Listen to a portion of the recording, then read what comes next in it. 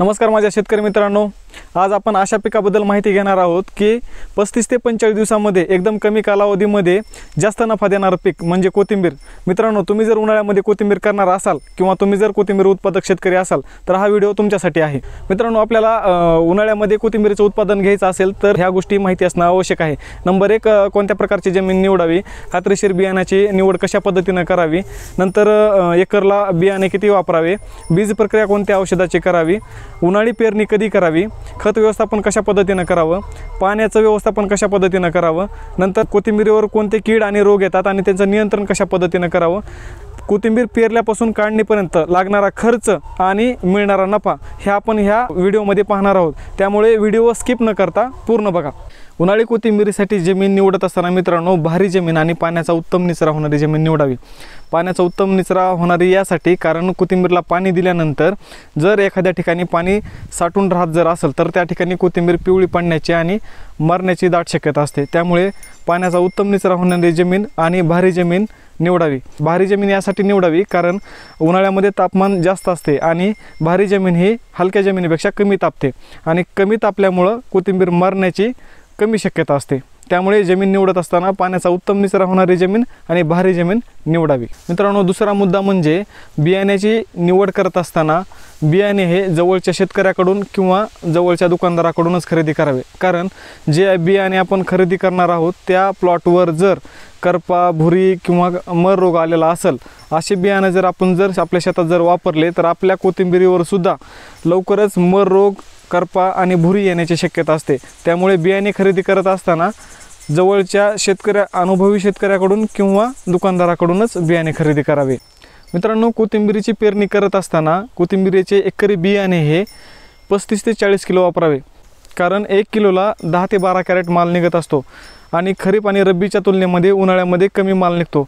जर 35 किलोच्या कमी जर बियाणे जर आपण वापरलं तर त्या ठिकाणी उत्पादनामध्ये घट येण्याची शक्यता असते। त्यामुळे कोथिंबीरीचे एकरसाठी बियाणे पेरत असताना 35 ते 40 किलोच बियाणे पेरावे। आणि मित्रांनो, बियाण्याला बीज प्रक्रिया करणे हे खूप महत्त्वाचे असते। कारण कोथिंबीरीचं बी म्हणजे धने जमिनीत पेरल्यानंतर जमिनीमध्ये हे 8 ते 9 दिवस राहतात आणि 8 ते 9 दिवसाच्या नंतर आपल्याला बारीक बारीक कुठं रोपं दिसायला लागतात। त्यामुळं बियाणे जमिनीमध्ये कुजू नये आणि किडू नये यासाठी आपल्याला बीज प्रक्रिया करणे खूप महत्त्वाचे असते। तर यामध्ये आपल्याला बीज प्रक्रिया कोणत्या औषधाची करायची, तर मित्रांनो, जमिनीमध्ये बी कुजू नये म्हणून आपल्याला बुरशीनाशकाची बीज प्रक्रिया करायची आहे आणि बियाण्याला जमिनीमध्ये कीड लागू नये म्हणून एक बीज प्रक्रियेसाठी वापरलं जाणारं कीटकनाशक याची आपल्याला बीज प्रक्रिया करायची आहे। अशा प्रकारे दोन्ही औषधाचे मिश्रण करून बीज प्रक्रिया करावी। मित्रांनो, बीज प्रक्रियेचा फायदा हा 2 प्रकारे होतो। एक, जमिनीमध्ये बिया असताना सुरक्षित राहतं आणि नंबर 2, ज्यावेळेस बियाण्याचे उगवून होऊन कोवळे रोपं जमिनीच्या वर येतात त्यावेळेस 10 ते 12 दिवसापर्यंत बीज प्रक्रिया केलेलं औषध त्यामध्ये राहतं। त्यामुळे जमिनीतील जे कीटक आहेत ते कोवळ्या रोपांना कट करत नाहीत, त्यामुळे आपल्या एकरमधील रोपांची संख्या कमी होत नाही। त्यामुळे अशा प्रकारे बीज प्रक्रियेचा फायदा होतो। त्यामुळे बीज प्रक्रिया करणे खूप महत्त्वाचे असते। मित्रांनो, आपण आता खत व्यवस्थापन बघू।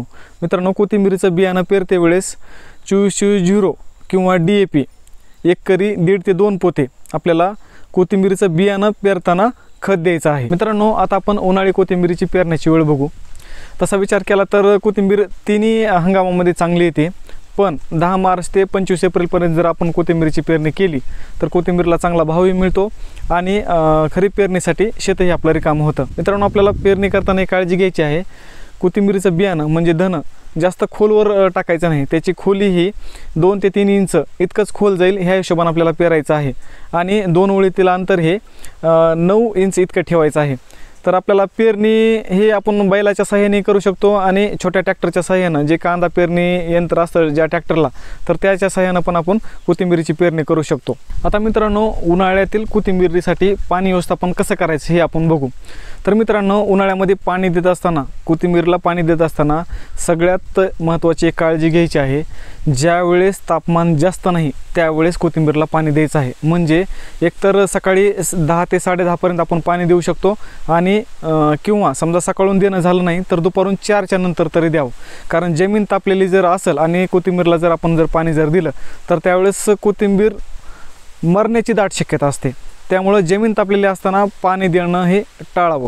कोथिंबीरला पाणी देण्यासाठी रेन पाईपाचाच वापर करावा किंवा मिनी स्प्रिंकलरचा वापर करावा. त्यामुळे काय होतं माहिती आहे का, कोथिंबीरला जास्त फायदा होतो. कारण एक तर त्याच्या पानाला मार लागत नाही, त्याच्यावर माती उडून जात नाही आणि कोथिंबीर चांगल्या पद्धतीनं वाढ होते.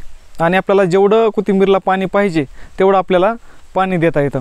त्यामुळं कोथिंबीरला पाणी देण्यासाठी रेन पाईप किंवा मिनी स्प्रिंकलरचाच वापर करावा. मित्रांनो, आता आपण कोथिंबीरीतील तण नियंत्रण कसं करायचं हे बघू. मित्रांनो, कोथिंबीरीतील तण नियंत्रणासाठी तणनाशकाचा वापर न करता खुरपणीच करावी. कारण खुरपणी केल्यामुळं एकतर आपल्याला कोथिंबीरीची वाढ लवकर झालेली दिसेल, कोथिंबीर टवटवीत हिरवीगार दिसेल आणि जमिनीमध्ये हवा खेळती राहते. त्यामुळे कोथिंबीरीमध्ये तणनाशक न वापरता खुरपणीच करावी. मित्रांनो, आता आपण कोथिंबीरीवर येणाऱ्या कीड आणि रोग आपण बघू. तर मित्रांनो, कीड म्हटलं तर कोथिंबीरीवर फक्त रस शोषकिडीचा मोठ्या प्रमाणावर प्रादुर्भाव दिसून येतो. तर या रस शोषकिडीच्या नियंत्रणासाठी आपण इमिडाक्लोप्रिड, थायोमेथॉक्झाम, ॲसेटामायप्रिड आणि लॅम्बडासायलोथ्रिन अशा ह्या वेगवेगळ्या कीटकनाशकाचा आपण वापर करून रस शोषकिडी नियंत्रणामध्ये आणू शकतो. आणि कोथिंबीरीवर रोग हे करपा आणि मर रोग ह्या रोगाचा मोठ्या प्रमाणावर प्रादुर्भाव दिसून येतो. तर मर रोगासाठी आपण फॉसेटल AL 80% घटक असलेला कोणत्याही कंपनीचा आपण बुरशीनाशक फवारणीसाठी घेऊ शकतो. आणि कोथिंबीरीची चांगली कळा राहण्यासाठी किंवा हिरवीगार राहण्यासाठी आपण कोणत्याही कंपनीच्या आपण टॉनिकचा वापर करू शकतो. आता मित्रांनो, सगळ्यात महत्त्वाचा मुद्दा म्हणजे कोथिंबीर पेरणीपासून ते काढायला येईपर्यंतचा जो खर्च आहे आणि आपल्याला मिळणारा नफा आहे, तर हे आता आपण बघणार आहोत. कारण काढणी हे व्यापारी स्वतः शेतात येऊन कोथिंबीर घेऊन जातात, त्यामुळे काढण्याचा खर्च काही लागत नाही. पण पेरणीपासून ते काढायला येईपर्यंतचा खर्च किती लागतो आणि आपल्याला एक ॲव्हरेजली त्यापासून नफा किती मिळतो हे आता आपण पाहणार आहोत. मित्रांनो, हा खर्च आपण 1 एकरचा बघणार आहोत.